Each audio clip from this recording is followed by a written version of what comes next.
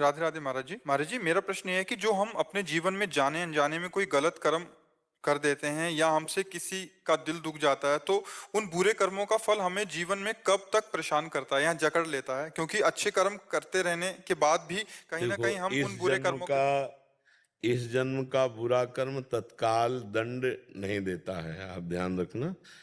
हाँ, एक कर्म है जो साधु अपमान है, ये तुरंत लागू हो सकता है। साधु अवज्ञा तुरत भवानी, कर कल्याण अखिल के हानि। अगर ये नहीं है तो अभी जो पाप कर्म कर रहे हो उसका आपको दंड तत्काल में वर्तमान में नहीं मिल रहा। नहीं तो बहुत गंदे आचरण करने वाला भी सुखी देखा जाता है। जो बहुत पापाचरण कर रहा है, व्यभिचार कर रहा है, बहुत गंदे आचरण कर रहा है, बड़ी मौज से रह रहा है। और एक आदमी को देखा जाता है बहुत अच्छे कर्म कर रहा है, कोई भी गलत कार्य नहीं कर रहा, फिर भी दुखी है। इसका मतलब इसके पूर्व जन्मों से संबंधित है। जो हमारी पुरानी खेती है, जो हमने पूर्व में पाप कर्म किए हैं और इस जन्म हम बहुत संभाल के कर्म कर रहे हैं, फिर भी हमको दंड मिल रहा है, तो वो पूर्व का है। इस जन्म में वो पाप कर रहा है लेकिन बहुत मौज मस्ती से है, तो उसकी नई खेती का नहीं है, ये पूर्व का पुण्य है जो उस पुण्य को भोग रहा है। जिस दिन उसका पूर्व का पुण्य संपन्न हुआ और वर्तमान का पाप लागू हुआ तो ब्लास्ट हो जाएगा और नष्ट हो जाएगा, उसका घर नष्ट हो जाएगा, उसका परिवार नष्ट हो जाएगा, वो किसी काम का नहीं रहेगा।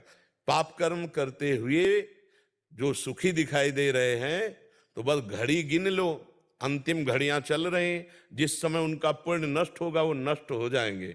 और जो पुण्य आत्मा है, अच्छे कर्म कर रहा है लेकिन कष्ट भोग रहा है, वो उसके पूर्व के पाप नष्ट हो रहे हैं। जिस दिन पूर्व का पुण्य और वर्तमान का पुण्य मिलेगा वो प्रकाशित हो जाएगा, उसका कुल परंपरागत सुख बढ़ता चला जाएगा। इसलिए वर्तमान का पाप अगर आपसे हो गया है तो आपके उसको प्रायश्चित करके नष्ट कर दो। नहीं तो अभी तो वो सज रहा है, अभी वो दंड नहीं दे रहा, दंड तो आगे देगा वो जा करके। अब कह दे ऐसा विधान क्यों है, तो आज कत्ल करो तो अभी थोड़ी फांसी में चढ़ा दिए जाओगे।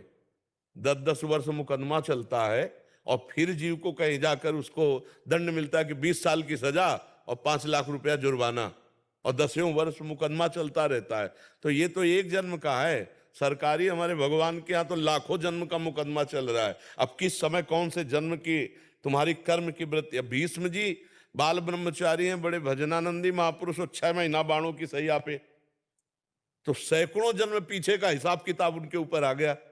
तो हमारा तो बहुत बड़ा हिसाब किताब चल रहा है, एक दो केस थोड़ी है। तो हमें चाहिए भगवान नाम जप के बल से हम अपने कर्मों के गोदाम को आग लगा दें और नए कर्मों को सुधार लें।